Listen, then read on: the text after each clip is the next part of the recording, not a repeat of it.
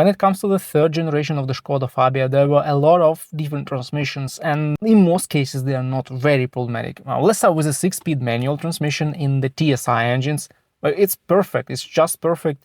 It doesn't fail, the clutch is okay for this car, and it just goes about 300,000 miles without even making any sounds, so it's just okay. You just need to maybe change the fluid from time to time, but it's like once every 150,000 kilometers, 100,000 miles, and that's okay. And it's very cheap because it's 2 liters of fluid, so there are no problems with the 6-speed manual transmissions.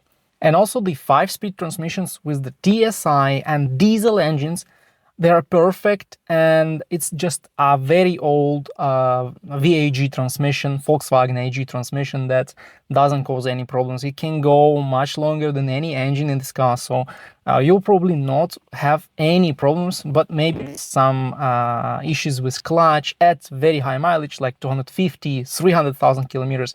It may require clutch replacement, but you can agree with me if you have experience with the manual transmissions that this is not early at all. So these transmissions are good as they can be. Also, you may know that there are Fabias with automatic transmissions, and these automatic transmissions are 7-speed DSG, so they are a dry clutch, dual clutch transmissions.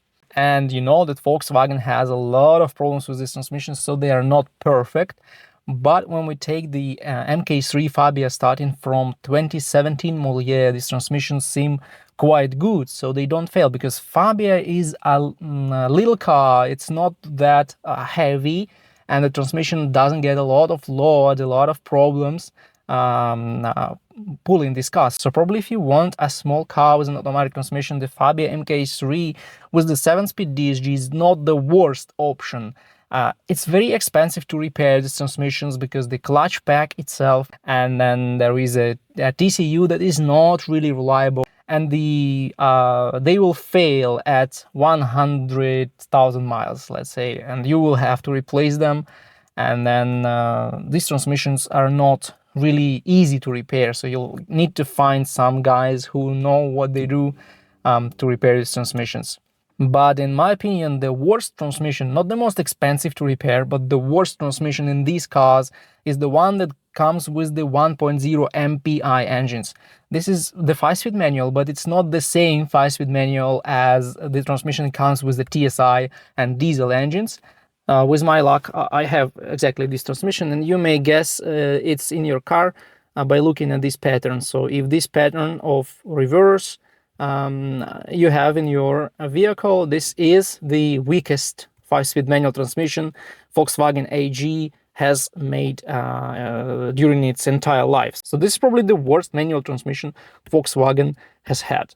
First of all, these transmissions were all only used in smaller vehicles like Volkswagen Up, Skoda Citigo, and its gearboxes didn't have many problems in these cars, the small cars, because they are not made to pull a lot of weight. And the Skoda Fabia is not very light car, and that's why it kills the transmissions very early.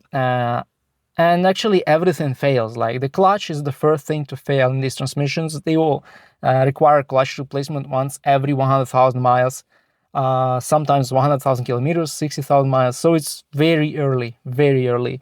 And the clutch is not that hard to replace. It doesn't cost a lot of money, but you'll still need to take your car to a dealership or to any garage that can replace the clutch. It's not cheap. It's not that cheap, and it's not convenient at all. Also, starting at about 50,000 kilometers, 25-30,000 miles, these transmissions will start making noises. When you release the clutch pedal, you can hear something happening in your transmission.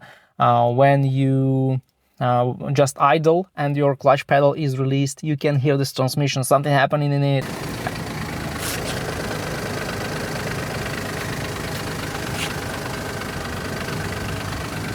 And very often it's the clutch release bearing or the clutch plate itself, or also the flywheel. They have problems with flywheels.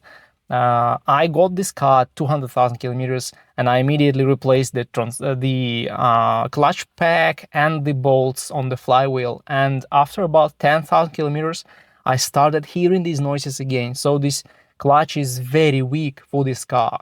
And even with these issues, I still like this car. I think this gearbox is the worst thing in this vehicle.